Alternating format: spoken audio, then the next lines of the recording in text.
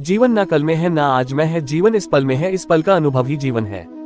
हम दुनिया से कभी शांति नहीं पा सकते जब तक हम खुद अंदर से शांत ना हो। मनुष्यों को मोह माया में पढ़कर अपने कर्तव्य को नहीं भूलना चाहिए। मनुष्य की इच्छाएं अनंत है, यदि इच्छाएं पूरी नहीं होती तो क्रोध बढ़ता है और इच्छा पूरी होती है तो लोभ बढ़ता है। इसलिए जीवन की हर स्थिति में धैर्य बनाए रखे तथा इच्छाएं सीमित रखे।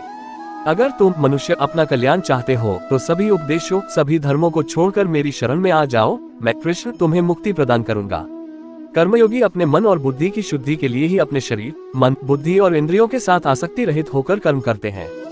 हे अर्जुन, मैं सर्वज्ञ हूँ, मैं इस सृष्टि का रचनाकार हूँ। मैं भूत, वर्तमान और भविष्य के सभी प्राणियों को तथा उनके विचारों को जानता हूँ, किंतु वास्तविकता में कोई नहीं जानता है, ना ही समझता है। लोग कहते हैं अपनों के आगे झुक जाना चाहिए, किंतु सच बात तो यह है जो अपने होते हैं वह कभी झुकने नहीं देते। परिवर्तन ही इस संसार का नियम है। यह प्रकृति है जो सभी गतियों का कारण बनती है। अहंकार से मोहित मूर्ख उस धारणा को धारण करता है जो कहती है मैंने किया। गर्मी और ठंड, सुख और दर्द की भावना इंद्रियों के अपनी वस्तुओं के संपर्क के कारण होती है। वे आते हैं और चले जाते हैं चिरकाल तक। आपको उन्हें स्वीकार करना चाहिए।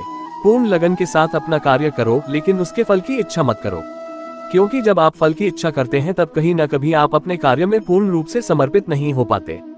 गति के लिए चरणों पर ध्यान देना आवश्यक है, किंतु प्रगति के लिए सदैव आचरण पर ही ध्यान देना चाहिए। प्रकृति द्वारा निर्धारित कर्तव्य का पालन करते हुए व्यक्ति ने कोई पाप नहीं किया। जिसका मन उसके वश में नहीं है, उसके लिए उसका मन शत्रु के समान है। वो मूर्ख है जो प्रेम को बकवास कहते हैं। प्रेम इस दुनिया की जड़ है जिससे दुनिया बनी है। अपनी इच्छा की शक्ति से अपने आप को नया आकार दे, अपने आप को कभी भी स्व इच्छा से नीचा न होने दे। बुद्धिमान अपनी चेतना को एकीकृत करते हैं और कर्म के फल के प्रति आसक्ति को त्याग देते हैं। मनुष्य अपने विश्वास से निर्मित होता है, जैसा वो विश्वास करता है वैसा वो बन जाता है। मन चंचल होता है, यह इधर उधर भागता है और किसी भी कार्य की एकाग्रता का दुश्मन है। लेकिन यदि यह व्यक्ति के वश में हो जाए तो इससे अच्छा कोई मित्र नहीं है। मन को एकाग्र करना जरूरी है, बस थोड़े से प्रयास और अभ्यास की जरूरत है। मेरे लिए न कोई घृणित है और न ही कोई प्रिय, न कोई निर्धन है और न ही कोई धनी। बस जो भक्ति भाव के साथ मुझे याद करते हैं मैं उनका हूँ और वो मेरे। श्री कृष्ण उन्हीं के हैं जो श्री कृष्ण के हैं। भगवान तो बस प्रेम भक्ति के भूखे हैं। जो भी उनकी भक्ति में लीन होता है, जो भी प्रेम से उन्हें याद करता है, वो सदैव उसका कल्याण करते हैं। मैं हमेशा तुम्हारे साथ और तुम्हारे आसपास रहता है, चाहे तुम कुछ भी कर रहे हो। जब भी आप कोई बुरा कार्य करते हो या अच्छा कार्य करते हो, आपको लगता है कि कोई देख नहीं रहा, तो यहाँ श्री कृष्ण कहते हैं कि तुम जो कुछ भी कर रहे हो मेरी दृष्टि सदैव तुम पर है। इसलिए आप यह मत समझे कि आप अकेले हैं, आपके साथ श्री कृष्ण सदैव हैं। जीवन में आधे दुख इस वजह से आते हैं क्योंकि हमने उनसे आशाएं रखी जिनसे हमें नहीं रखनी चाहिए थी।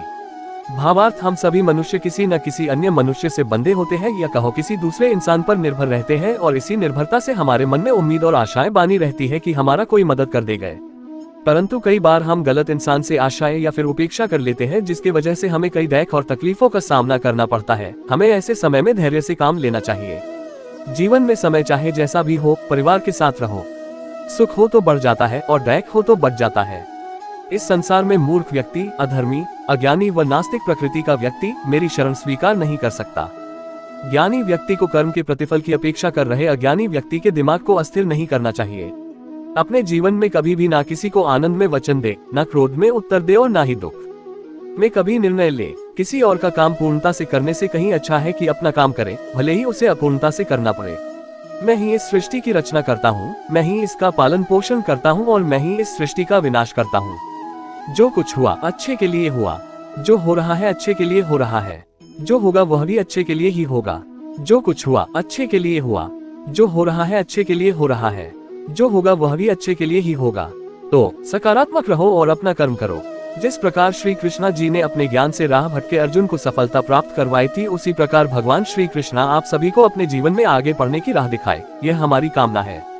श्री कृष्णा जी के ज्ञान से आपकी जिंदगी को रोशनी मिले, इसलिए और भी आपको सही मार्ग पर ले जाने में सफल रहेंगे। आपको अपने परिवार और दोस्तों को शेयर करके इस ज्ञान को और बांटे, क्योंकि ज्ञान बांटने से ही बढ़ता है।